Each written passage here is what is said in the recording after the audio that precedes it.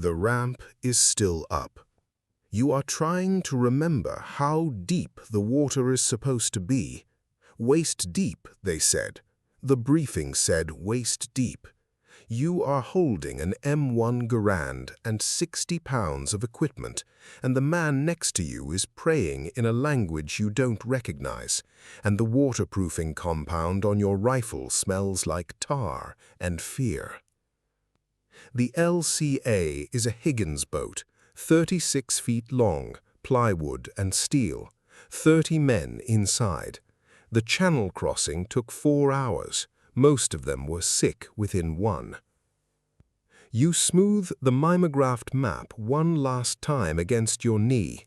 It shows Dog Green Sector, Omaha Beach, clear lanes marked in blue, obstacles marked in red, DD tanks marked arriving 6 minutes before you, naval fire marked suppressing WN-61 and WN-62, the fortified positions on the bluffs.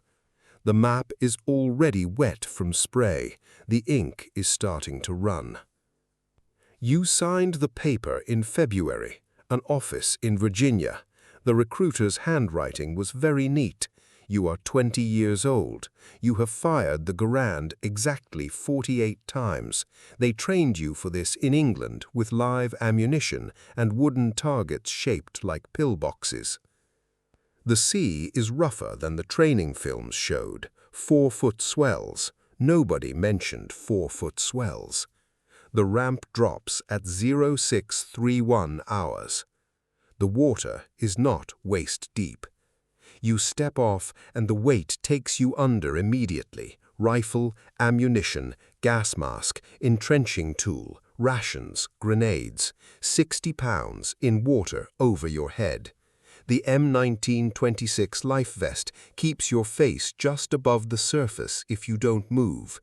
If you move, you go under. You are supposed to advance to the shingle in a flanking line.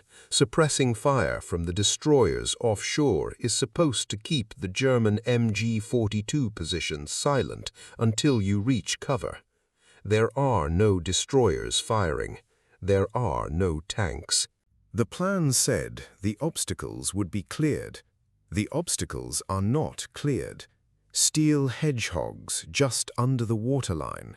You can't see them until your leg hits one. The sound is MG-42 fire. It doesn't sound like the range. It sounds like canvas tearing, faster than you thought, continuous. The man who was praying is face down in the surf. You don't know his name. Your hands are still working. You don't remember deciding to move them. You reach the shingle, a low rise of stones the size of fists, 30 meters from the waterline. It feels like 4 hours. It has been 6 minutes. You are supposed to move inland from here. You don't move inland from here. Nobody moves inland from here. 60 years later, they find the map in a box your daughter didn't know you kept. Every line dissolved, completely illegible. Blue lanes and red obstacles bled into a single gray stain.